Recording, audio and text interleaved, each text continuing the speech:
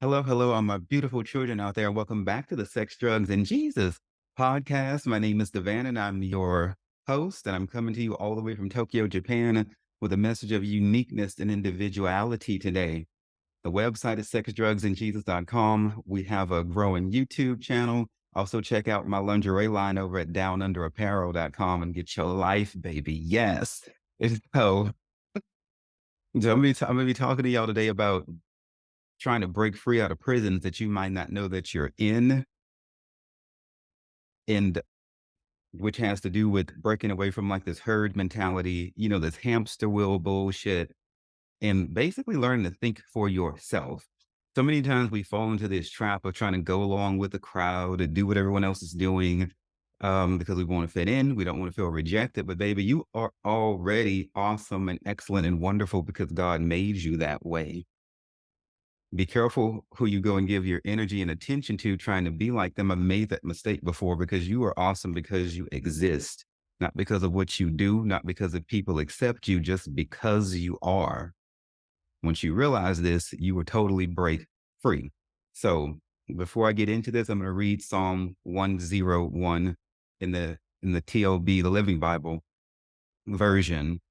It says, I will sing about your loving kindness and your justice. Lord, I will sing your praises. I will try to walk a blameless path, but now I need your help, especially in my own home, where I long to act as I should. Help me to refuse the low and vulgar things. Help me to abhor all crooked deals of every kind, to have no part in them. I will reject all selfishness and stay away from every evil. I will not tolerate anyone who secretly slanders his neighbors. I will not permit conceit and pride. I will make the godly of the land my heroes and invite them to my home. Only those who are truly good shall be my servants, but I will not allow those who deceive and lie to stay in my house. My daily task will be to ferret out criminals and free the city of God from their grip. So in this psalm here, there is a comparison between the sort of people you're supposed to have in your life and not, which means the sort of people you're going to be going along with and taking influence from. Not only is this herd mentality and doing what everyone else is doing because it's popular or because you want to fit in dangerous. It's because you're sacrificing your uniqueness to do it. It's also dangerous because you either got good and righteous people who are beholden to the truth, or you got people who don't mind telling a lie. And you got to be careful who you let get close to you, especially during this time, really any time, but there's something super sensitive about this time that we're living in right now. The word house or home, I believe, is referenced 3 times in this scripture.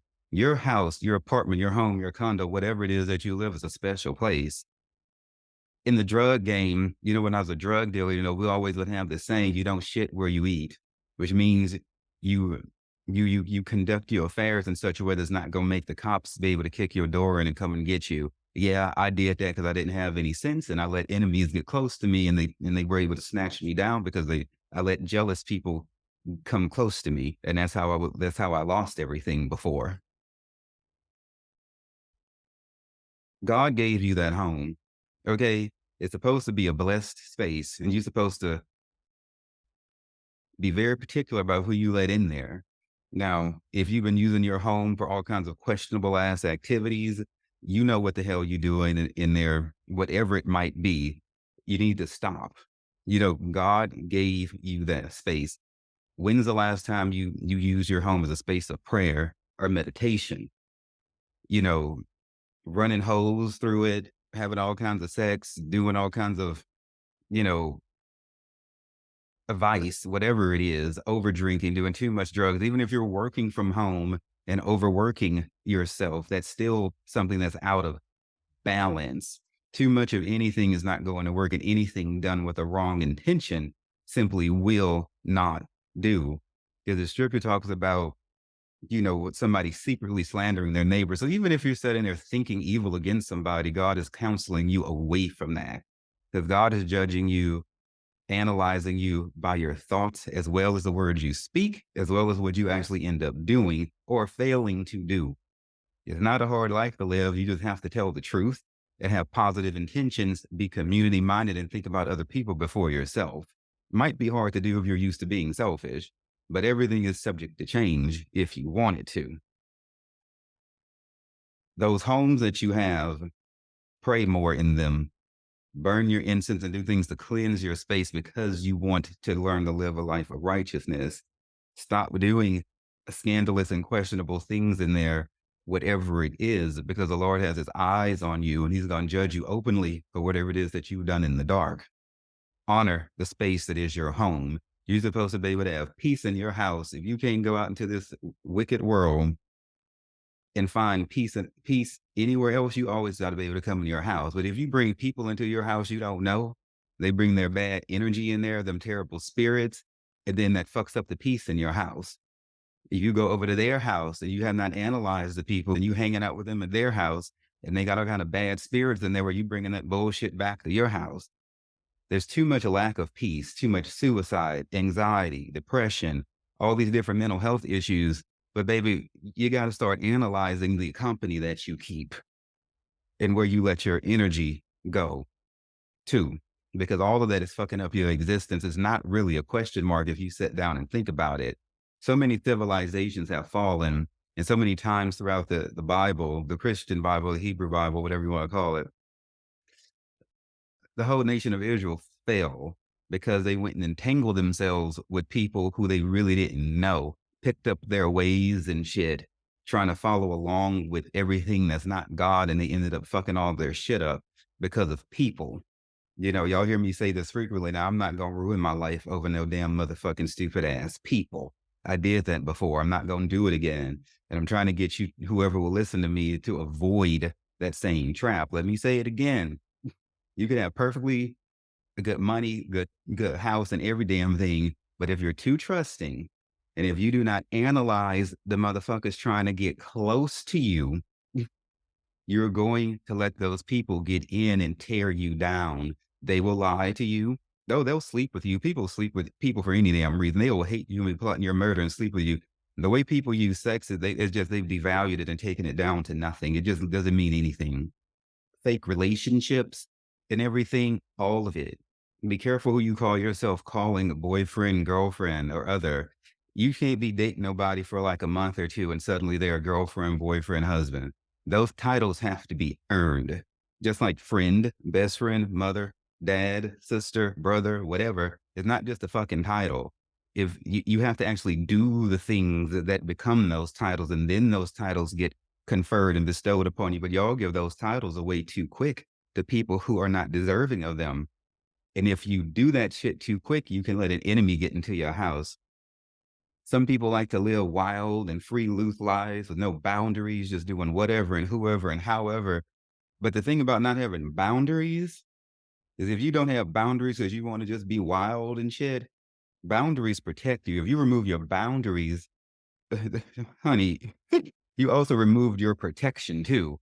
Boundaries, you can't have it both ways. You can't be protected and be somebody who don't want to have boundaries and restraint. It don't go that way. The same boundaries that keep you from acting a fool and doing whatever the hell you want without thinking about it is the same thing that keeps bullshit ass energies and people away from you. If you sit down and think about your life and really meditate on it, you can have the things you want, get close to God, and do it in a strategic, prayerful way that honors God, puts people first, and you're also happy. But if you're wild and without restraint, the Bible actually says it's a curse upon you. You're not living a blessed life. The Lord says when the Lord despises somebody, he just lets them follow the lust of their hearts. That means when the Lord gets tired of you and your fucking stupid ass ways, he just will give you over to your reprobate mind to go out and do all the things you want to do without thinking about it and just let you tear yourself down. The devil has tricked you all into thinking that consuming things make you feel good and that's a quality of life. It is not. But we're going to talk about that. This scripture here, Psalms 101 from the Living Bible, sets the foundation for what I'm going to talk about. When you hang out with people, any sort of people, be they friends, lovers, business partners, whatever, there is always an energy transfer. Why? Because you have chosen to allow that person into your space. These are spiritual laws that humans cannot change. I don't give a damn how much you think of yourself. There is some shit you don't have power over.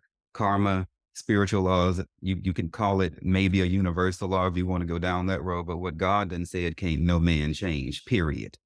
Period. It is unchangeable. And when you get into the spirit realm, you damn sure cannot change those things. You can change, shit here physically, but spiritually, you can't change those dynamics. It's done. What you can do is study it and learn to understand it and stop looking at life so surface level. As this is we now we're not surface level people, we're multi-layered. And the longer you go without understanding just how beautiful and deep and rich God made you, you don't fully understand yourself. Therefore, you do not accept yourself. And therefore, you go about the business of drawing your value from the people around you, which is a very dangerous trap to fall into. When you hang out with people and you take on their ways, that's what we get what's called conditioning. uh, Romantic relationships, friendships, families, all of these things, you get conditioned. I had to break away from conditioning from the church, from the military. Talk about some motherfucking conditioning. Jesus, Jesus, Jesus, Jesus, Christ of heaven, take the wheel, Lord, have fucking mercy. The military conditioned the fuck out of me. They said it when I got to boot camp, basic military training, they're like, we're going to break you down and take away your identity so we can make you who we want you to be. Not a good idea for a 17-year-old to go to the military like that. But oh well, I did what I did. My blood family, I do not agree philosophically with pretty much anything with my blood family. I've had to get rid of fake ass friends, past romantic relationships that were oppressive. All of this conditioning took time and prayer. But first, I had to realize that I had been conditioned. My challenge to you is to sit down and think about who and what may have conditioned you and you don't know. In other words, whose values are you really living? Are they yours? Are they somebody else's? The military and the church were like, these are our core values and principles. This is now what you believe. And I sat there and went, yeah, okay. And I didn't question anything.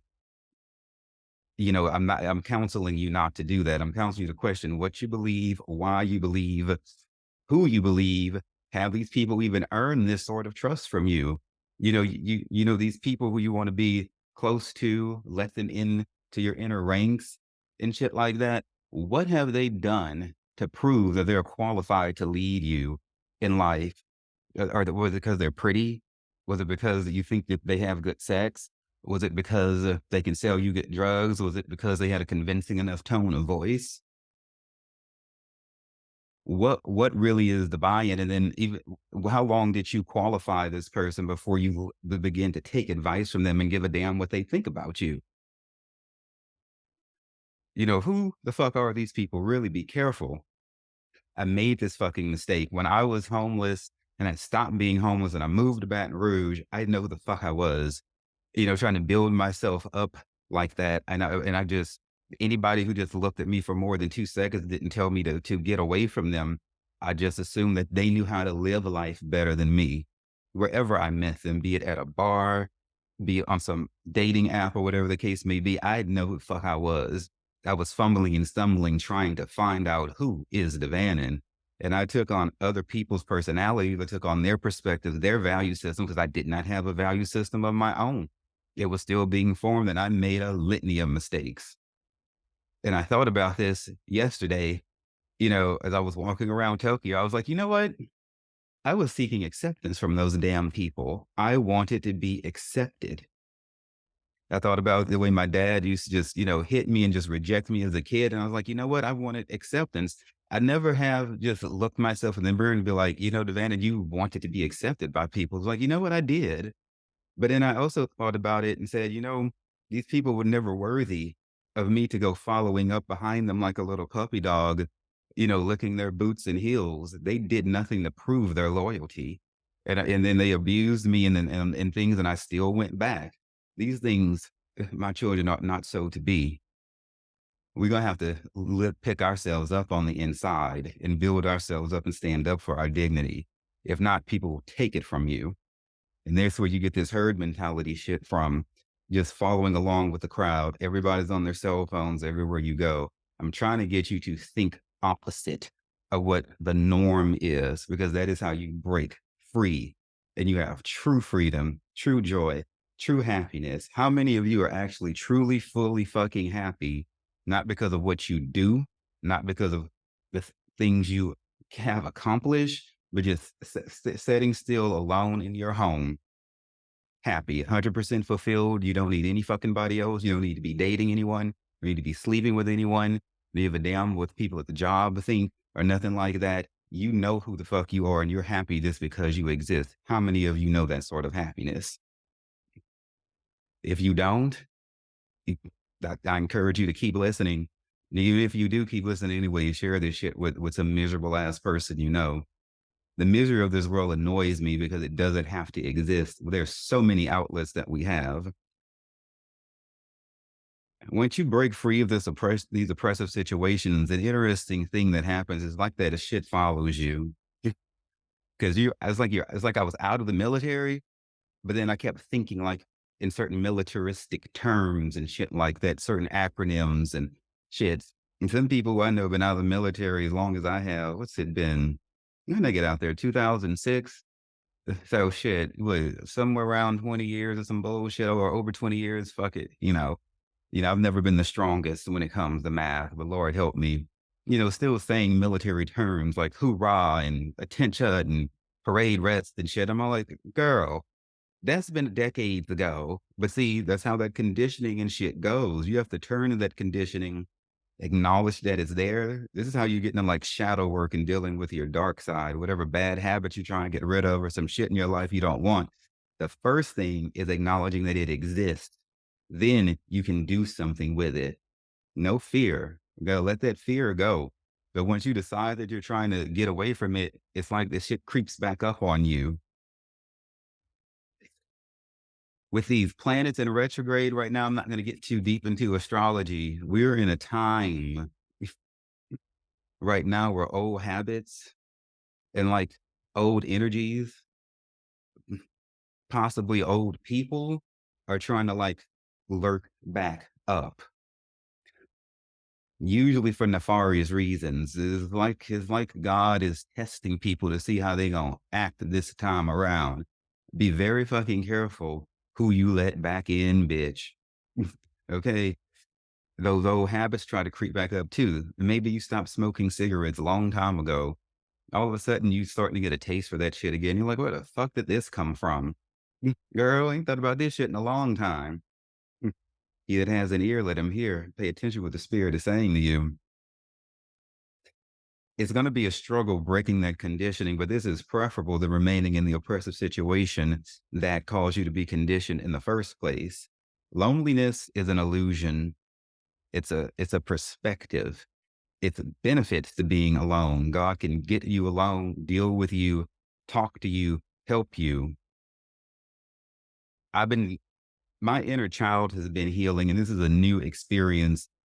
Yeah, I spoke about this dream I had a long time ago in a previous episode where I went into this house and it's like I was talking to like my 5 or 6 year old version of myself, and this house is on fire. And I was trying to get him to come out of this house and he wouldn't move. And he was just sitting there like Indian style on the floor. And I kept telling my younger self, my older self is telling my younger self, it's not your fault. It's not your fault. Consciously, I've never thought anything that I happened in my childhood was my fault. I never thought, wow, this is my fault. My parents almost got divorced, or my dad cheated, or my dad hits me and I don't know what the fuck I did wrong. He yells at me all the time. I never thought consciously this is my fault. But some part of me somewhere must have internalized that this is my fault, because otherwise I wouldn't have been telling this to myself in the dream. Couldn't get me to leave this fucking house.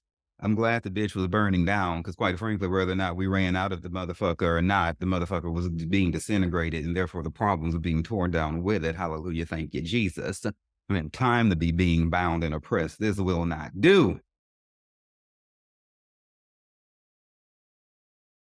It's like it's a type of, it's interesting to explain.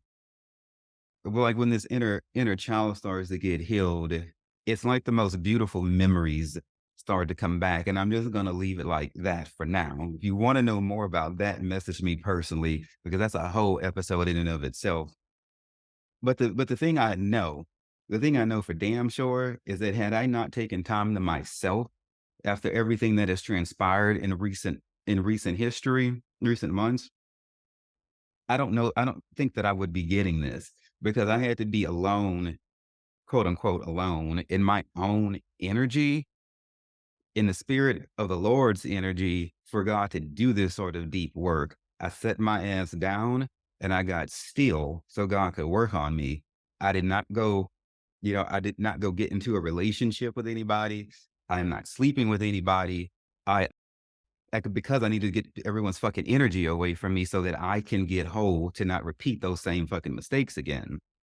In this space, this void, those of us in esoteric circles call it purposeful isolation. Purposeful isolation is not, oh my God, I'm so alone. It's like, oh, you motherfuckers get the fuck away from me so that I can get healed. I'll be back with you in a few months or a few years or whatever the fuck, but I ain't right and I gotta fucking get right. Okay. It don't mean you don't have friends that you might hang out with or talk to, but all that intimacy, there's too great a energy exchange when you have sex with people or if you're dating people in relationships like romantic, it's too close. Like I had to get away from everybody who's going to be that close to me so that God could work on me. I don't know if I specifically asked God to heal my inner child, but the interesting thing about God is when you bother to give a fuck enough to pray to him, he gives you things. The Bible says it like this: before you call, I've already answered. Speaking about God, he gives you things you don't know you need just because you're caring to make him a priority. What did you do today when you wake up? Did you say, when you woke up, did you say, Lord, what would you have me do today? When you plan your days, weeks, months, years, you go, God, I want you in this. I want to take the time to invite you into my plan. What is your will? Or do you wake up every day and go, what the fuck do I feel like doing today? Those two different intentions make a huge difference, the sort of life you live and the way you feel as you go about. When's the last time you said, Lord, I'm gonna put your priorities first? And now you got to hang out enough with him to learn what those are. You got to read the Bible. Some of y'all are just starting to walk with God and you're various decades old. Totally fine. But you must learn to do like what Yoda told Anakin, stupid fucking ass, so he fucked everything up. You must learn to let go of that which you fear to lose. Those relationships, sleeping with people, dating people, certain friends, certain jobs, certain habits. You might need to separate some time between you and your kids for a moment. Depends on the situation. Your relationships swing heavily in our lives because people carry different energies, hidden intentions, and shit like that. You have got to be careful who you let get close to you. The healing that I'm experiencing now would not have happened if I would have left, the relationship I had to get out of this year and then go run into another one. People do that all the time. They go hide in these relationships rather than facing their shadow and healing.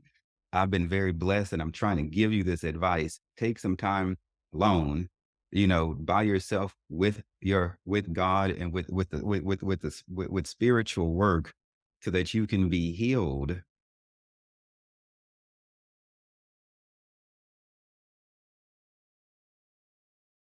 And the thing is, some of these people y'all are wanting to be around and you're just going along with this mentality and doing it because they're doing it. Understand, like I said, these people weren't qualified. They don't really know themselves. People put on a good front. They look real good. They carry a lot of sex appeal. They know the right words to say. They got silver tongue. But a lot of those people come home and cry and shit. And a lot of those people are miserable and mean spirited and they hate where they are in life. But when like you could call it wearing a mask, but WFuck, I guess it is wearing a mask, but these people just don't, they're not what they seem. And everybody wants to look confident and everything like that.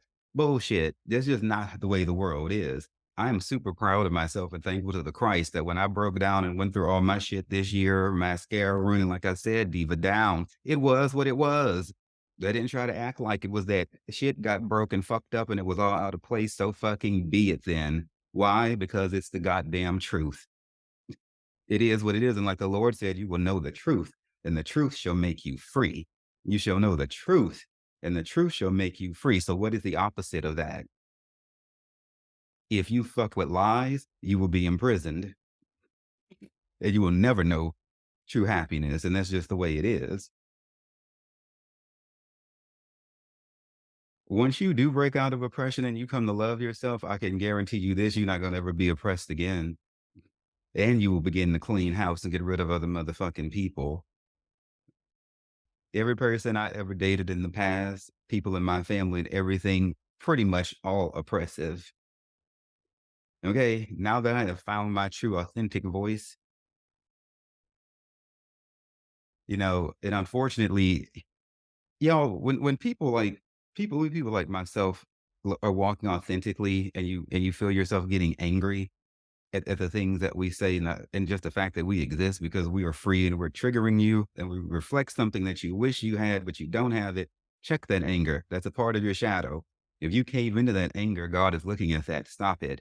Learn how to work with that rage. If it's coming up, it's because it's still there and you need to deal with it. But baby, don't get mad at authentic people for being authentic. Learn what we're telling you so that you can get happy like we are. It's pick up your phone, look up some YouTube videos, spiritual videos, knowledge at your fingertips. Stop using the resources you had for bullshit and things that do not profit and or did this make you feel good for the moment. Stop that. You're wasting your energy, and God is watching you disrespect your body. Besides your home being something God gave you your body too. You use those two legs of yours and to go run to evil and things that do not profit you. The Lord is watching that. The Lord has the power to, as the old folks used to tell me growing up in church, to blow on your blessings and take them from you. That house you have, you don't always have to have it. Take it from me. I used to be homeless before, bitch. You think I thought I'd ever end up like that? No. If anything is subject to change. The body you have, you don't always have to have it. There are people in wheelchairs, they've lost limbs. Be mindful how you use the body you have and the house you have. Always for evil, God may not let you keep it. You don't have to. Everything is subject to change. Everything might change. Okay? Like Madonna said, in the blink of an eye, everything can change. Say hello to your life now you're living. She said it was time. She said, this is it from now on. It's a brand new day. It was time to wake up from this dream. You could have a brand new good day or you could have a brand new bad day, depending on what kind of heart you have and the things that you've been doing. If I was a motherfucking parent, I think I'd be pretty badass because there's no topic that I feel is too difficult to talk about. The Lord has blessed me to become very secure and accept every aspect of myself, both good and bad. And I've got myself sorted out spiritually. Y'all need to do the same.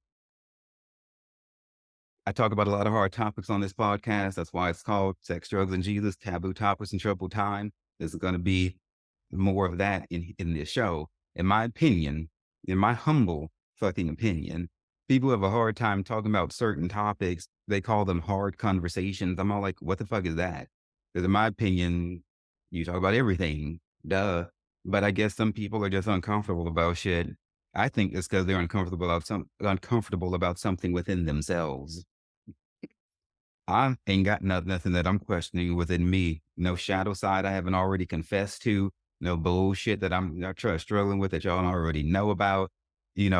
What the fuck are you uncomfortable about within yourself that makes you feel like a topic should be off the table or you cringe at talking about it? Once you become whole on the inside, you'll be able to talk about anything because we live in a real world and we must talk about real things. Okay. But I'm always going to be that voice in the room saying the uncomfortable part out loud because that's where true growth lies. It doesn't grow if someone's telling you fluffery, flowery things. That's not, no, that's no use to us. You'll never hear me say bullshit like a precursor, like I'm going to be completely honest right now. You know, okay, I get some people are uncomfortable with something that are going to go ahead and talk about it, but bitches, you have to announce honesty. I question you. You could have said, I hope I can say this to you, or I hope this doesn't offend you, or some shit like that. If you feel like you have to, I hate it when people do that shit with me. Bitch, just out with it. Hit me with it. I done got all day. Let's just be done with it, be out with it so we can handle whatever. Because delaying saying it ain't going to change the problem. So let's just fucking spit it out so we can deal with it. But when people have the precursor shit with like, hey, I'm going to be completely honest right now. I'm going to be fully truthful.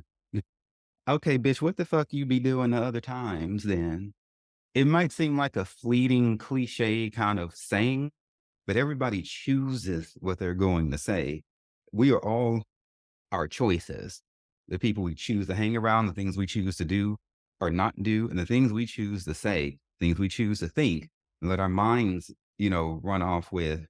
If somebody's like, I'm going to be completely honest right now, girl, you, you might want to analyze that person. And you don't really just know people. People do all kinds of things, think all kinds of things. You don't really know people like that. And if you do, people change. You might not be able to clock that change in them. Be careful. I would expect people would be completely honest every time they open their mouth, but that's just not the way the world works. And I've accepted that. Pay attention to the things people be saying to you because they could be telling you, well, they are telling you who they really are. And my next point is I just want to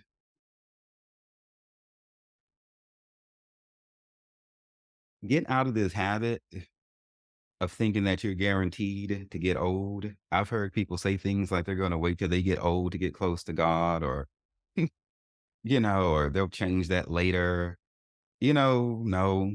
I've been to many, many funerals, many in the military and out, and most of them are people in between 20 and 40. It's not the old people sitting around worried about dying. They ready. Shit, it's the young people that get caught off guard when death comes to snatch them away. A lot. I think a lot of that is this presumptuous attitude that people have, like it's guaranteed. No, it isn't. And this pack mentality with age ties into this decade expectation. I've heard people say things like they should be married by 30. They're only going to use their 20s to go sleep with a lot of people. They'll get responsible later. I've heard people say that they're not going to be happy once they turn 30. I knew somebody once who said they cried when they turned 30, tears of sadness. Why? Why? Where the hell did that come from? Nobody could ever answer me those questions. Why do you think you have to be a slut in your 20s? Why are you crying because you turned 30? Why do you think you can't have any fun after you turn 30? Why do you think you have to be married by 30 or 40? Why are you devaluing yourself because you don't have kids? That is all a form of going along with like a herd mentality and or not checking the reasons why you think what you think. It's very herdy if you sit there and watch all that social media and television and look at all these people living these certain lives. Maybe they fucking are a lot of miserable people after 30 on TV or in your life, or maybe you met them, but that doesn't mean that has to be you. So what I'm trying to do is get you to be you, your own unique individual. Go ahead, be weird, be fucking unique, be awkward, be odd. I love that shit. Miss me with the cool guy, girl, whatever, who can always fit in and get in everywhere they go.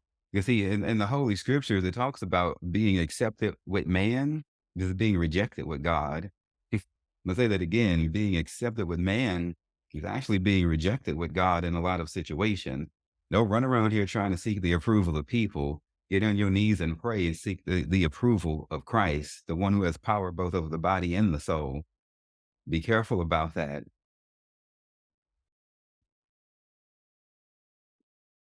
Just start living seriously now. You can the two are not mutually exclusive. You can have a serious, deep existence and have a lot of fun. Have your sexual partners, be close to God, get married, have your kids, be polyamorous, whatever the fuck you want to do, but you got to put God first. David and Solomon, from the Bible had plenty of wives. They were very sexual people, but David said this, he prefers Jerusalem above his chief joy. He didn't fuck around with worshiping God, giving his offerings and sacrifice, praising God, writing all the Psalms. He made time for everything, but he put God first. He put the holiness of heaven above all things. It wasn't let me go do all I want to do and then see what time I have God left for God left. It wasn't like that. So y'all got to get y'all priorities reevaluated and repolarized because you literally could be doing all the things you want and still be living righteously, but you're gonna have to put in some legwork and think about the life that you living. Why do people go along with the horde? I think I referenced it earlier. You don't want to be rejected. You want to fit in, but this is the easy route. But who said loneliness has to be, or being by yourself has to be bad? That's another like sneaky herd mentality thing that Lucifer Y'all know I like to talk about the devil because he's real. I need you to know a sentient being is we're actively working against you. It's not just negative energy floating around randomly. The shit is targeted and it's focused, much like a military campaign would be. But who in the hell said being alone has to be bad? Some people's greatest inspirations have come when they were by themselves. If you're around people all the time, you'll never be able to hear yourself think. You won't be able to hear God. I'm going to give you a different perspective here. What if rejection is really an open door? Yeah, they closed the door in your face. Well, did you really need to be there? Did you really fucking know the people any damn way? Or did you just convince yourself that you were missing out on a good time? I used to feel left out when people would close doors in my face. When I was homeless, I was so damn tragic. I remember this one night, I don't know, probably like 11 people were going to this one apartment and smoke crack and probably have sex or whatever. They let everybody come in that place but me. That made me feel like I wasn't good enough. Like there was something wrong with me. And I can look back and see now that I wanted those people's approval and I felt terrible. And that echoes back to my childhood when I did not get approval from my dad. Okay. But who the hell knows what really would have happened if I'd have walked through that door? Maybe I wouldn't have walked out of that door. You never really fucking know. So let's look at everything as they say in esoteric or spiritual circles. Life doesn't happen to us; it happens for us. If we choose to find a positive perspective, we can have that. Oh, but heaven help us, and woe is going to be onto us if we cave into darkness and negativity. It doesn't have to be. Having said that, childhood wounds, and like I tell you, the Lord is currently healing me of, are no excuse to be hurting people. I'm gonna say it again. Childhood wounds are no excuse to be out there hurting people. Or in there hurting people, wherever the hell you be hurting people. There's no excuse for the bullshit that y'all be doing. Where I am now could give a fuck less about the approval of anybody. As the Lord said, we're already accepted in the beloved, and I'm more concerned with spiritual matters. Yes, I'm still human, but I can toe the line between both worlds. Even if you're not like highly spiritual, the point is that you have approval within yourself from God already. Giving your trying to seek approval from a human and going along with this herd mentality is giving power to people. You let them have power over you. Do you really want to be controlled by people who don't really have a lot of anything invested in you, haven't proven that they'll go the distance with you? Do you really want their foot on your neck like that? 'Cause that's where it is. If you're seeking approval from people, if they reject you, you feel bad about yourself. They told you no. Okay, there's like billions of people in this world, first of all. And then secondly, it shouldn't matter what any of the billions of people say. You got to tell yourself that you're approved and hear that God is telling you that you're approved, and every angel would agree with me.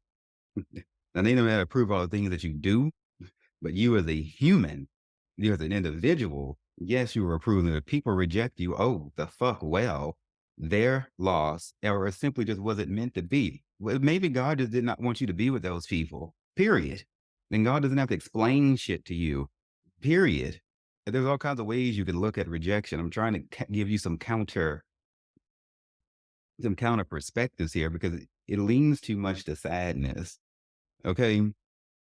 Matthew chapter 10, verse 28 tells us to fear, like I referenced this earlier, to fear not them who can kill the body, but are not able to kill the soul, but rather fear him who is able, fear him that is able to destroy both soul and body in hell.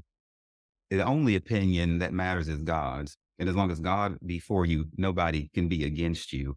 Greater is he that is in you than he that is in the world.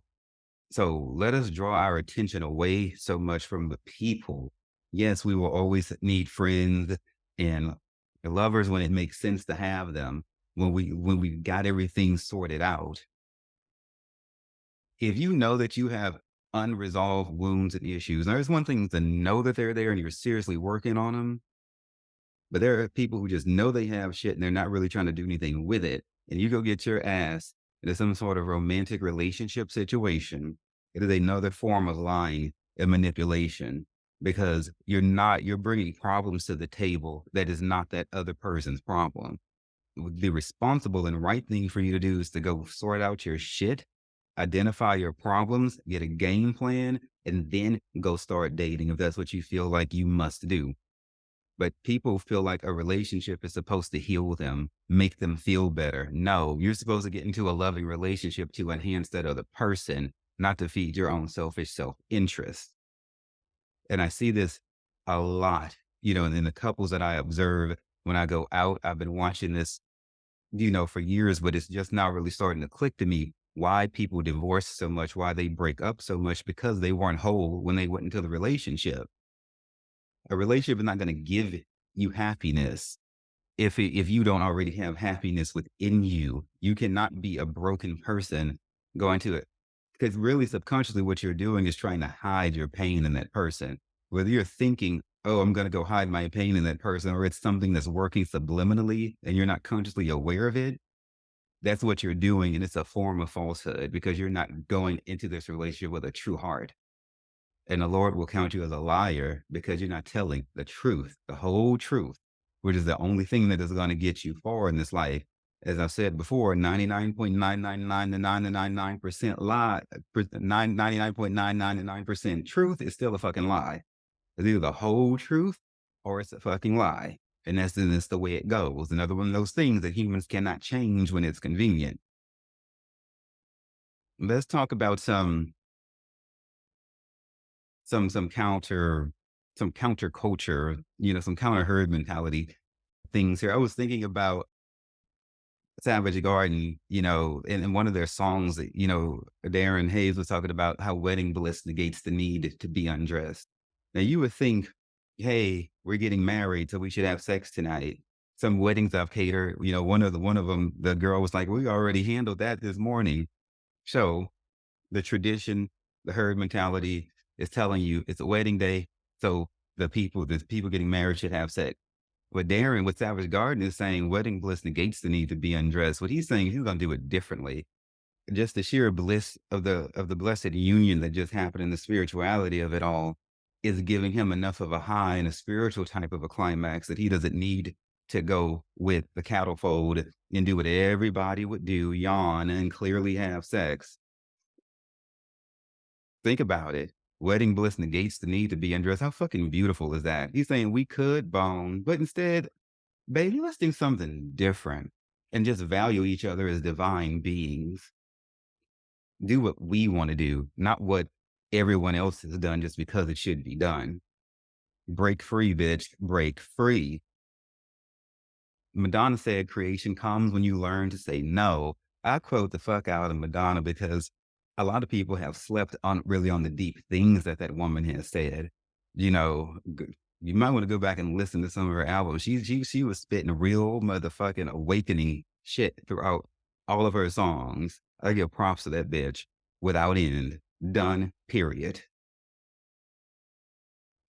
Now, in that quote, creation comes when you learn to say no. There's an emphasis on learning because you will stumble before you find your balance when you're looking for a new life. Why? Because you're walking on muscles you haven't tried before. You already know how to do the shit you've been doing. Going down a path of clarity, spiritual enlightenment, growth, truth. True truth is something you haven't done. So clearly you're going to fuck up and make mistakes and shit. The challenge is when you make those mistakes, how quickly will you get back in the center of the road, pick yourself up, not judge yourself, not demean yourself, not come down on yourself, keep moving forward. Perfection is no expectation. Nobody ever should have levied on anybody, and God never asked you to be perfect. That's another fucking thing humans have done to each other. Perfection is not required. I am not expecting anybody to be perfect, but I am expecting you to be nice to yourself and always tell the truth, and you will able to get the victory. I think about Caleb and Joshua from the Bible. And this is like one of the most divine examples of the dangers of the herd mentality and going along with things that people do. When the children of Israel had come out of Egypt and they were trying to get into the promised land, they sent Caleb and Joshua and the other people to go spy out the land. Only Caleb and Joshua came back with a good report. Everybody else looked at the same shit Caleb and Joshua did, and they came back and said, oh Lord, we can't do it. Woe is us. All the reasons why it's gonna go bad. Blah, blah, blah. When. Caleb and Joshua, much like myself, were the unpopular voice in the room, going, oh, fuck that noise. We're going to keep a positive attitude and do this shit anyway. Long story short, all those whiny ass people didn't make it into the promised land. Caleb and Joshua did. Be careful about going along with the masses. Too many times in history, a whole lot of people got together, high five each other and pat each other on the back and said, yeah, this is what we gonna do. This is what we gonna do. There's only a couple of people saying going, no, we shouldn't do that. And the masses went ran out there and got their asses killed. Okay. Just because it's popular, bitch, don't mean it's right. You learn to evaluate shit for yourself. Caleb and Joshua said, as for me and my house, we will serve the Lord. The rest of the children of Israel was fucking around with idols and shit and trying to have sex with other nations. I'm t- Sex has also caused so many civilizations to fucking fall. That shit will get you into trouble. Be careful who y'all run around sleeping with. I think about Lot and Sodom and Gomorrah, not concerned about if it was gay, straight, whatever. The point is, the Lord couldn't find 10 damn people with some good fucking sense in Sodom and Gomorrah to save the city. I don't give a damn what they were or weren't doing. Point is, it was only, what was it, maybe like 8 people in Lot's house? Everybody else in the whole city were on the same page, doing the same thing, sleeping around, whatever the fuck, turning up. But mainly their main problem was that they were not community minded in the sense that they were rude as fuck and willing to hurt people. That to me is the greatest sin of Sodom and Gomorrah. They just didn't give a damn about being truthful and good people, and of course, a whole lot of sex is just fucking terrible the way people use that. And the point is, here we have again the whole city got fucking destroyed, and the few remnants of the people who were contrary to the prevailing mindset are the only ones who got delivered. But you can't do what Lot's wife did, get out of there and turn around because she got turned into a pillar of salt because she looked back. Once you get out of oppression, I'm not saying God's going to literally turn you into a pillar of salt, but you will become a salty bitch. Okay. If you fucking get away from that shit and you go back, because then your oppression is going to be worse than the first, because then you have it in your head that you had got out of that shit and you went back any damn way. Don't do it. Don't do it. Don't do it. That is especially important while all of these planets are in retrograde. I'm ready for them to turn back around. I really am, though. Venus, we miss you. Come back. Oh, Lord Jesus, I love me. This is why I don't mind being the voice in the room that's unpopular because I'm the one that actually wants to see you improve. I actually want to see you do well. It is a part of my life's calling to enhance people. For those of you who want to get into the astrological side of it, yes, I'm a Sagittarius and I have the thighs to prove it, baby. Yes, that's where Sagittarians hold their the strength in their body. But we're the philosophers, we're the wise people, we're the old souls, we're the teachers. You get close to me, I'm going to see to it that you be enhanced. It is my life's fucking mission. I want to see everybody glow up, grow up, be their best self. I'm not trying to take nothing from you, but I have a mandate on my life to preach this truth, and I don't give a damn what everybody else is saying. That's why I tell you, fuck a grinder, fuck makeup sex when you break up, fuck overworking, fuck putting your damn children on a pedestal, fuck all those sex apps actually, fuck fast food. I don't give a damn. Fuck Chick-fil-A, especially with their gay hating asses. And, I don't give a damn if it's popular. What's popular with God is not, I mean, what's popular with man may not be popular with God. You know, fuck all that. Fuck all of that. Be your weird, unique self and own that shit. Okay. That's how you fucking get respect from people. Because people will sit there and get you to do shit that you didn't really want to do and then be laughing at you and shit. They be clowning your ass low key because you were weak and you allowed yourself to be broken. Look, I've been the one being laughed at for being that way before. I've been on all of these ledges before. Y'all can't hide yourself from me. I see it because I've been there before. But I also know this freedom that I have right now is like a breath of fresh life and air. And I wish this upon you, but you cannot have it if you're going to continue to hold on to your old ways. You're going to serve one master or the other, either God or the devil. You will not do both, period. Think about this. When people get ready, most people work like Monday through Friday, whatever. When the weekends come around, there's this sort of collective energy that seems to fall on the city where everybody wants to wild out. As it's Friday night and it's Saturday and shit, and it's this wild ass energy. Where the hell is this coming from? Each day carries a certain sort of like soul to it. You ever be like, it feels like, be like Thursday, like it feels like Sunday for some reason. Sometimes each day has like a different energy to it. It's Friday, you have this routine that you do, or because it's Friday, you're going to do this. Just because it's Friday don't mean you need to go get drunk. Just because it's Friday don't mean you need to go be a hoe. Just because it's Friday doesn't mean you need to do anything except for what the fuck you want to do. Don't ever do anything because of standard traditions. What if Friday comes around and you decide that you're going to stay in and meditate? If you're the sort of person who stays in every Friday, what if Friday comes around and you decide that you are going to go out? You know, what is the opposite of what you're accustomed to doing? Of what you're accustomed to doing isn't really serving your highest good like you think it has been. But that conglomerate energy that comes on the city on the weekend, that makes people want to go out, usually makes people want to fucking act unlike they do normally during the week. This makes us spend way too fucking much money down at the bar trying to get approval from people who ain't never going to give it because they never liked your ass. No way, because they also don't like themselves to begin with. That's how I used to do it. Friday, bitch, let's go to the club and turn up.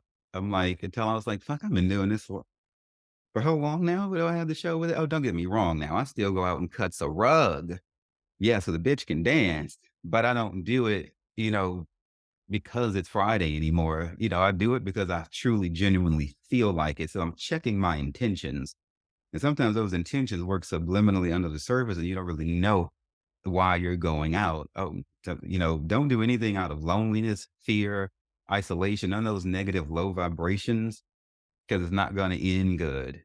Going out to the bar to meet somebody because you're lonely, some shit I used to do all the fucking time. Child, I did nothing but throw my money away. I may as well have lit it on fire. And you know what? The same fucking thing goes for holidays. It's a holiday, 4th of July, Independence Day, Memorial Day, everyone wants to go barbecue and get drunk. I can't tell you the last time I ever heard anyone say a prayer, say thank you to the veterans or the people who served to make half of these holidays possible. They don't do that, but they'll go like get fucked up and shit. Okay, just because of the holiday don't mean you have to get fucked up. You can do whatever the hell you want to do. But so much of that is just like trained into people's mentalities. A lot of it is stress relief because people hate their fucking lives and it's a break away from their mundane ass continual misery. That's another issue that needs to be addressed. Shake up the system. Shake up whatever it is you fucking need to shake up. Okay, in order to establish a new existence. Because anything that's not making you truly fucking happy, and I mean deeply happy, when no one else is around, get rid of it. Shit's got to go. We don't have forever on this earth. So I want you to again sit down, start thinking about what ways might you have been conditioned by other people, systems, social media, your family, your friends. Maybe you didn't know. Why are you here? What is your point of existence? Why do you think what you think? Why are you doing the things that you do? Are you reaching for some old sensation that really didn't serve you to begin with? You have like some sort of twisted positive association with something that really isn't positive. Okay.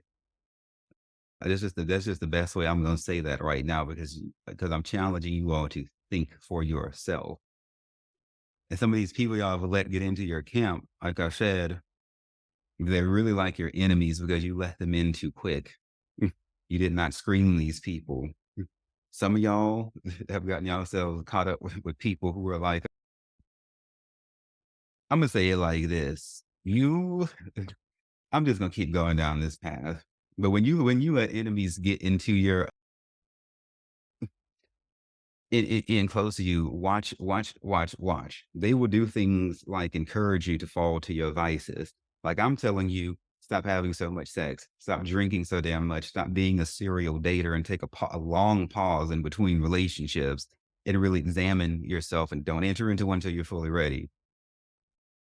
I'm telling you, don't overwork yourself. I'm telling you to knock your kids down off of those pedestals and some of your fucking pets too. I'm telling you all to rearrange your whole fucking existence so you can finally live your truth, a truth that's aligned with God, not everybody doing what the hell they want to do. I'm not one of those people that's like, you have your truth and I have mine. No, there is a fucking standard. Okay. A rubric by which, we all got to like align ourselves. There's some shit that just ain't right. Murderers might tell you killing people is their truth. No, some shit just should not be fucking done. Period. So our truth must be aligned to God. But if somebody is your enemy, they might be there just telling you, go ahead and have that next drink. Go ahead and take another hit or whatever dope.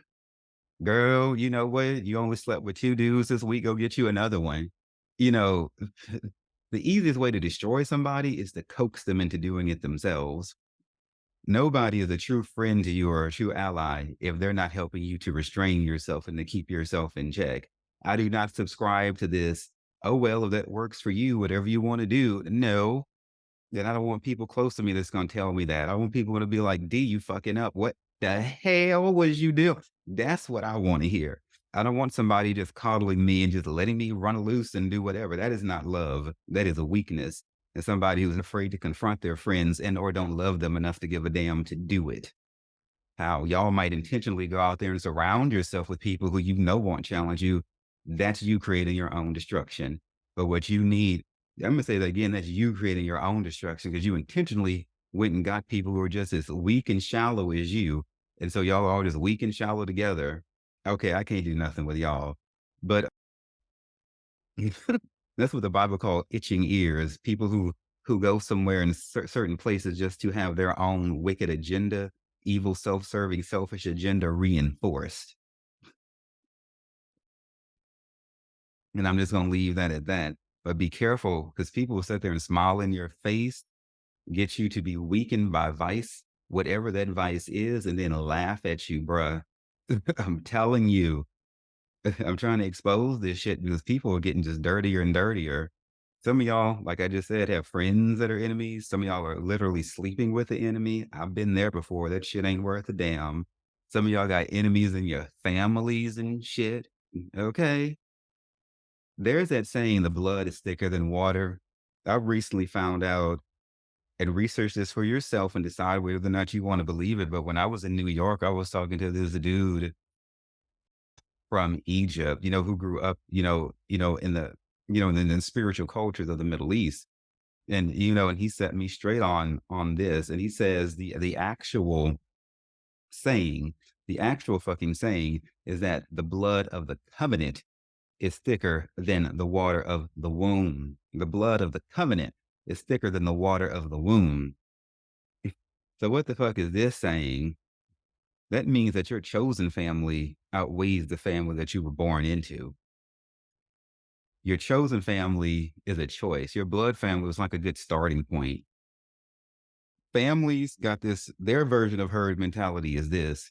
They'll say shit like, no matter how much we fight, we always make up because we're blood.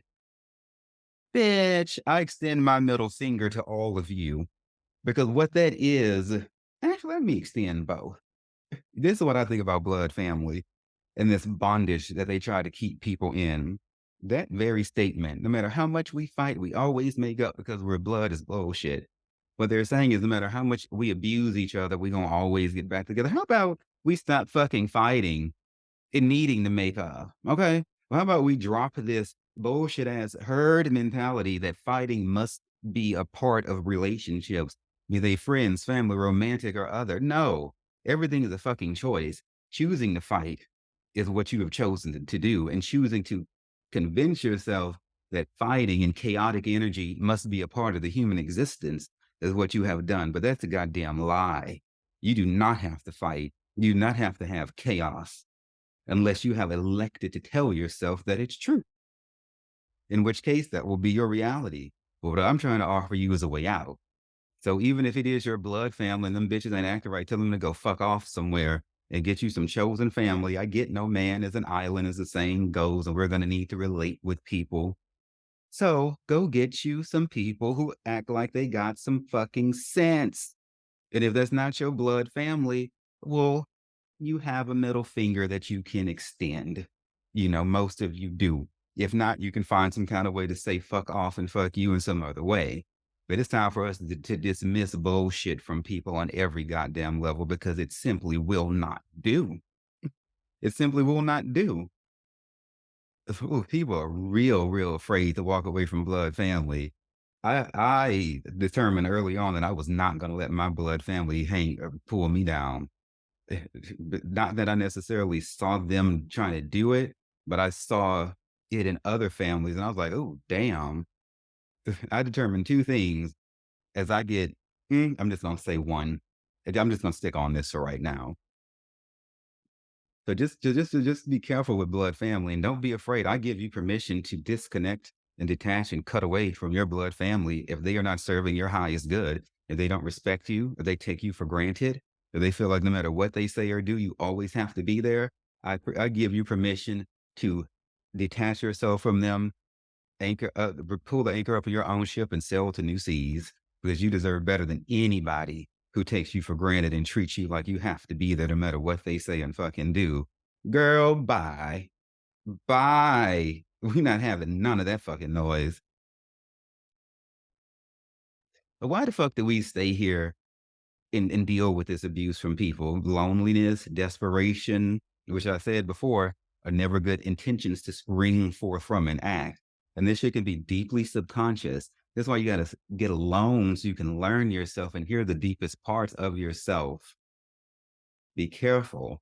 Enemies can be very close to you. And the Lord made this, so in the Bible made this analogy about, be careful when you sit down with a ruler who's made a whole feast and everything for you. He said, to believe not his words, or there are seven abominations in his heart.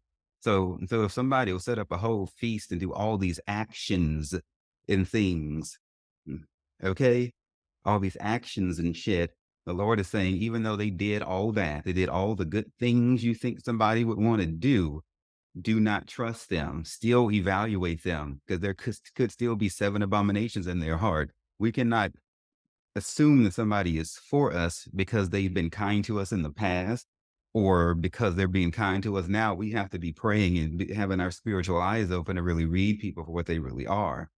And some of y'all, this whole, well, they were nice to me before. And so you're afraid to let them go because something they good they did for you 5, 10 years ago. We got to judge people on what's going on now. Now, not way back then. We thankful for that, yes, but they cannot hold that over your head.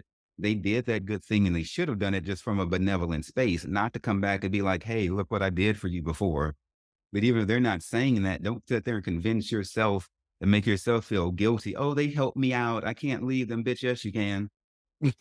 You absolutely fucking can because that person could change. If anybody is making you feel uncomfortable in any fucking way, it's time to go. Because the counter version of that is being around somebody who does not make you feel uncomfortable. See how easy that is? Always be thinking like, I'm in this situation. What would this look like if it was totally reversed? What would it look like if the tables were completely flipped? How could this be being done a different way? That is how you break conditioning, break out of the herd mentality when you begin to understand that there are different perspectives. Neo, we got to pull your ass out of the fucking matrix. Okay. It can it can be being done differently. Yeah, it's gonna feel awkward for a while, but you'll adjust to it, just like being in a new time zone or a cat coming into a new house. It's only awkward for a little bit, but that awkwardness is nothing compared to the pain that you're currently living in. That shit won't do. That shit won't do. We gotta do something different. We need a better life. And I speak a better life for those of you who gather the balls to get up and go for it. It's not just gonna drop on you out of the heavens. You have to like try. Why? Because everybody gets up and does what they really want to do. The Bible says people feet run to do evil. You're going to run to go find someone to sleep with, run to go find someone to date, run to go make money, run to go have kids, run to go take a trip, run to go do whatever. But you're going to have to get up and seek after righteousness and peace too, and not be casual about it. You have to really make it a priority to get this sort of life I'm talking about. Again, be sure your friends challenge your thinking. Be sure your romantic partners do the same, your family, whoever it is. If they're not challenging you, checking what you're doing, checking in on you spiritually, in all ways, and if they see some bullshit that you're doing, just nodding their head and going, okay, well, do you?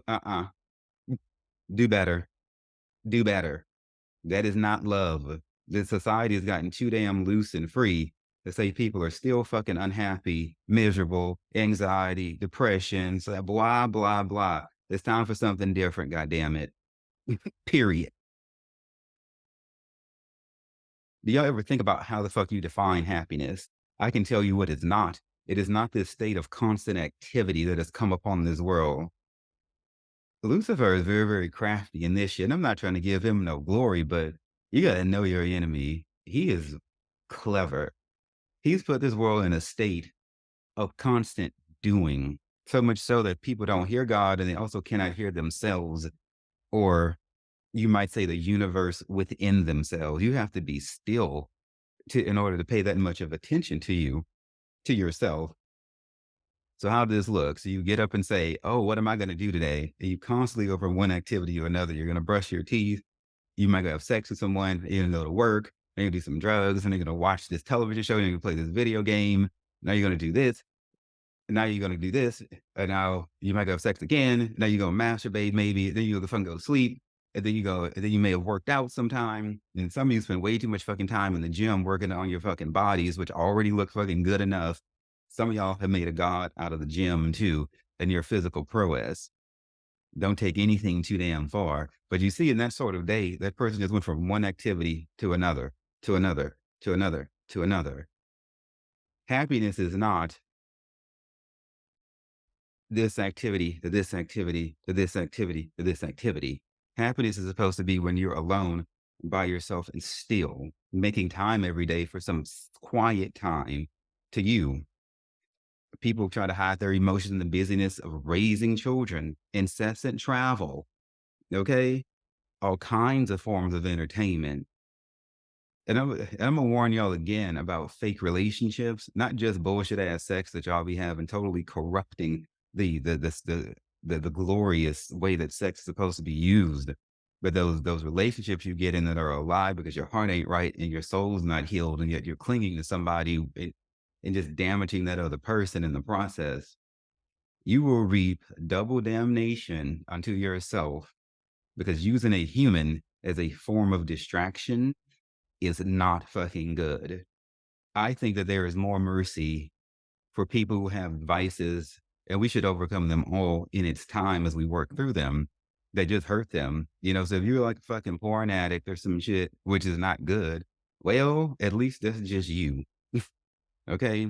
If you're a workaholic shit, at least they got some production out of you, but you still done fucked up you're still out of balance. You fucked up your home life if you have a family, but if you're like a sex addict or you're like one of those people who are addicted to relationships, you have to have another living human in order for you to fulfill your vice and fantasy and shit. Woe be unto you because you done took somebody else down with you. A double fuck you for that. You wrong for that shit. Period. Plain and damn. Plain and damn. Because humans, as rotten as they can be, and people, you got some rotten motherfuckers in this world.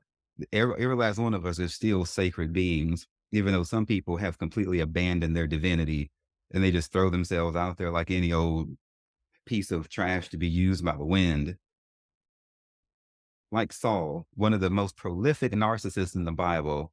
Shall I use the word prolific? One of the most narcissistic narcissists in the Bible, King Saul. David would not touch this man. He would not hurt him. Even when he had power to hurt him, he would not do it. Why? Because we are all God's children. He refused to touch him and lay a hand on him. And when somebody did it, and Saul tried to kill David, he was jealous and insecure, blah, blah, blah, like every narcissist is. And so it's rinse, wash, repeat. They all act the same. But David would not touch him. When somebody did touch him, David commanded the person who killed Saul to be killed because the people are special. And when you do things to hurt people, God is going to fucking judge and chastise and punish your ass for that. You will in no way get away with that. So stop doing things that hurt people. But you're gonna have to sit still long enough for like I said, to be quiet. But how many of you can really sit still long enough for your reality to catch up to you? Because really, all of this incessant activity that y'all want to do every day is you running from yourself. One of my favorite yoga practices is yin yoga. You might do like, I don't know, 5 to 7 poses for the whole hour.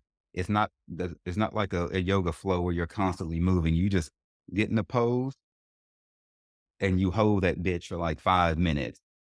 A lot of people don't like to do it because it's not constant motion. It is not uncommon for people to like have emotional breakdowns and cry, like emotional breakdown in a good way, and cry and shit because emotions and shit start to bubble up. You know, I love yin yoga. I ain't got nothing to run from. But, why the fuck are people so afraid to face themselves? How long can you run? Eventually, your ass has to die. And then you're going to have to face everything all at once. I encourage you to get your shit started out while you can. Let that fear go. If fear is only a fucking illusion, you will find if you overcome your fear, face yourself, deal with your childhood wounds and all your daddy issues and whatever kind of fucking issues you have, on the other side of that fucking lie that the devil has spawned to you is peace and happiness that I cannot find words to explain. Okay. Just, I just can't. But true happiness is quiet calm, period. It is quiet calm. It is a process of seeking your life's purpose and then go about the business of fulfilling it. You were not put on this earth to just serve yourself, date people, have sex, do whatever kind of eat a whole lot of food, travel around, make you happy. It's not. That's not what it is. It's for you to make you happy. Sure, you have to do things to make you happy, but you were put here to serve the earth, to serve your community, to serve to serve your higher power. To serve a higher power than yourself.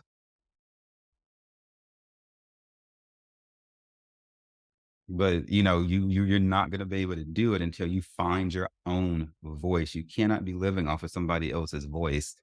You gotta get quiet enough to see if that's really happening. We all wanna be free. That's really what this boils down to. It's not just happiness, but freedom. Any type of lie you're living is not gonna, get you freedom. Like I said before, you should know the truth, and the truth should make you free. If you're one who caters and plays with lies, you're gonna be in bondage until you stop lying. Period. Done. People in prison, I think about this sometimes. I've been locked up a couple of times. Y'all know I'm about that life. People in prison have more freedom. Yeah, I've been to jail. I did not go to like state prison or like that. But but I talk to people who have been to all of those things, and I know this what I'm about to say to be a fact. Happiness is a state of mind. It's a state of being in peace and quiet. People in prison have more fucking happiness being locked up than people walking around out here on these streets. Why is this? This is what Solomon from the Bible would have called a vanity of vanities and a grievous evil to me. Okay.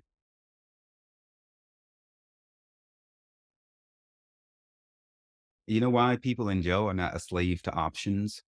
There's only so much you can do. So they're not overrun by all the things that this world is hit with. So they don't really have time to get lost in the fray of social media and going to work and trying to go on dates and then trying to get laid and trying to be fake and trying to manipulate and then trying to go buy this and trying to go do that and trying to go be everyone who they're not.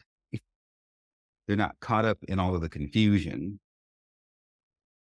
People who are in jail are humbled because they understand that when you do bullshit, that eventually it catches up to you. And that is a fucking wake up call. It is a damn wake up call to the nth degree when them cops really come to get your ass. Okay. You thought that they wouldn't come, or, or some people who you done hurt retaliate on your ass and knock you upside the head or whatever kind of way. Okay, when people in jail understand, okay, the reality of your ways catching up to you, and this is sobering and very humble, and it puts some shit on their brain, so they take time to stop to think. They understand how easy it is to get into trouble and how hard it is to get out of trouble. And then once you do get out of the trouble, how long those effects tend to linger even after the troublous situation is long gone. People in jail have a lot of time to sit down and do what I'm telling you to do. Be still and fucking think. Okay. I'm telling you, voluntarily be still and fucking think while you can. Okay. And because jail, is real. And it's one of those things you don't think is real until they put them handcuffs on you and you get in there. I'm telling you, it can happen. I don't give a damn if you've never been. I don't give a damn if you've never been. Everything can change in a moment. And I'm just telling you, but you got people who are locked up who feel a greater sense of freedom than people on the streets because of their perspective. This is a very, very strange thing in this earth, yet it is. If you never stop to face your truth, you will continue the cycle of pain and unhappiness. Karma is not only going to come back to you for the evil things that you've done, but also for your untrue and evil intentions. A large part of this herd mentality is to sit around and be petty, to throw shade at people from a distance, to talk shit about people behind their back, to try to work against people. God is watching all of this shit. Even if you wish evil upon somebody in your heart, it's different if you're wishing karma upon somebody for the things they did to you, but it's not the same if you just don't like the bitch for no apparent reason, or you don't like her success, you don't like her glow up, you don't like the way she talks, you don't like what she's saying. No, bitch, she ain't done nothing to you. She done triggered your ass and called out your darkness, but she ain't actually tried to hurt you. It's not the same. It's not the fucking same. Most people are negative than positive, and it can be subtle. Most people run around comparing themselves to other people. I'm warning y'all against this herd mentality in every way. You will not be strong. You will not be able to stand strong unless you stand in your own voice, in your own truth. It is not as cool as you think it is to fit in with humans who are, especially those humans who are of a low vibration. Okay. It is not cool, as cool as you think it is, to hang out, to be accepted by people. I'm about to bring this around. Be careful. Hanging out with people who carry evil energy with them is going to get you taken down too. Because when the Lord starts to revisit these people's wicked ways upon them and you're around them, that shit's going to affect you as well. How? Say you fucking around with people in games and they went and shot someone. Well, when that retaliation comes back around, bitch, your ass might get shot too. Not because of some shit you did, but because you were with a janky ass person who went and did some dirt they shouldn't have. And now you're getting caught up with that shit. Insert your own particular situations there. Be mindful of the quality of the people that you're hanging around and be questioning them about the shit they do when they're not with you. Really, really know your associates because you're going to take on those people's ways and that shit could get you killed, caught up in prison. You know, look, y'all orange is not the new black and many of y'all are not cut out for no fucking jail. Okay. And so, but the Lord will judge you for your thoughts, for your actions, for the things you fail to do. Facing truth is an uncomfortable thing. That discomfort is only temporary. That temporary discomfort is acceptable compared to a lifetime and an afterlife full of agony. So don't sit around and think you're going to be a bitter, petty bitch all your days and then die and go hang out with Jesus. You will not. And if you think you're going to come back in some reincarnation, okay, that's your choice. But if you fucking wrong about that, then your ass is fucked. Well, well, that's probably not the best way to say that. You're not going to be fucking happy. Okay. Which is the whole point. We want peace and happiness. If you're going to be bitter in life, you will have a bitter afterlife. If you live by the sword, you're going to die by the sword. There can be no other way. These are spiritual laws which cannot be changed. So history is not going to remember those who took the easy road, at least not those for any good reason. You know, I mean, you will be remembered, but it's going to be remembered for whatever your legacy is. We remember Jesus Christ and the apostles where they were. Remember Judas Iscariot, Balaam, the different enemies of the children of Israel for throwing shade and being petty bitches. Well, it did not end well for any of the shady, petty bitches. Okay. But you will be respected when history remembers you if you stood up for yourself, found yourself, went forth in your truth, and didn't back down for anyone, no matter how uncomfortable it is.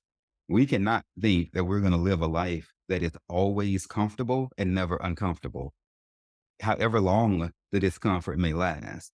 Okay. We cannot expect to never be disappointed. We cannot expect to never be rejected or have a door closed in our face. And when it happens, we need to be able to center ourselves and look at it and understand that it is a blessing and not a curse.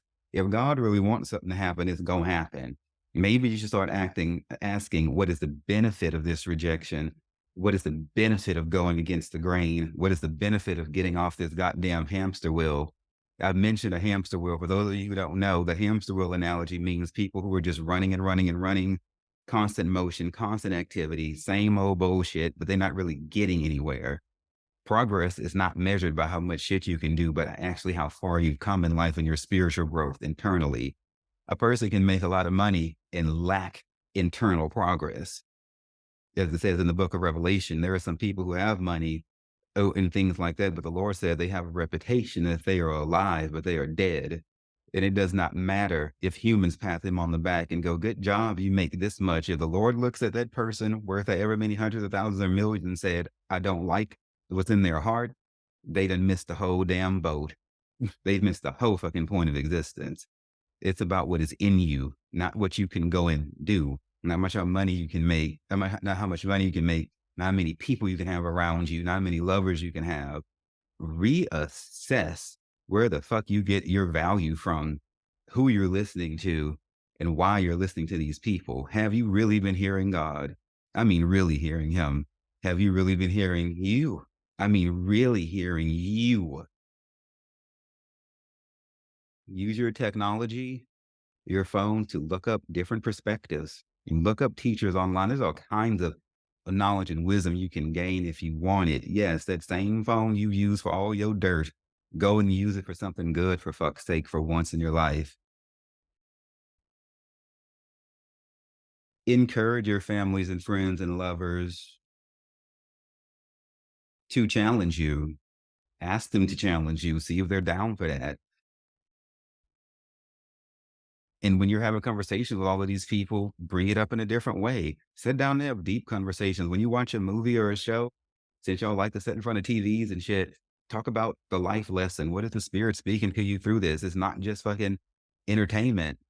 You know, the God be warning us about stuff. I was watching John Wick last night, and you know, fake ass people and the liars and shit like that, or there's different shows. I'm like, you know what? These people have had. I've been watching movies and shows for years where you have people lying in people's faces, having double lives, and never registered to me that people like that actually exist in real life. I thought it was just a show, and it's just recently I'm like, oh fuck. It's not just a show. It is entertainment, but it's also entertainment is inspired by real life. And so God is warning us about things to come and the way people are. And it wasn't until I experienced having people close to me that were as fake as hell that I understood, fuck, people like that actually exist. But I'd seen this in these movies and shows for years. Had I paid different attention, maybe I could have avoided dealing with those people. But I'm telling you this now, when you watch movies and shows, pay attention to those life lessons and have conversations with your friends, families, lovers, and loved ones, and your children, especially. For fuck's sake, teach your children something about this world, you know, and talk about it. If you find that they don't want to have these deep conversations, that is not your tribe. Get away from anybody who does not want to be challenged and who does not want to go deep, because they want some surface level bullshit. And that is not what we're doing. That's not what we're doing. It's not what we're doing. Again, the websites are sexdrugsandjesus.com, downunderapparel.com, and our YouTube channel is up and running.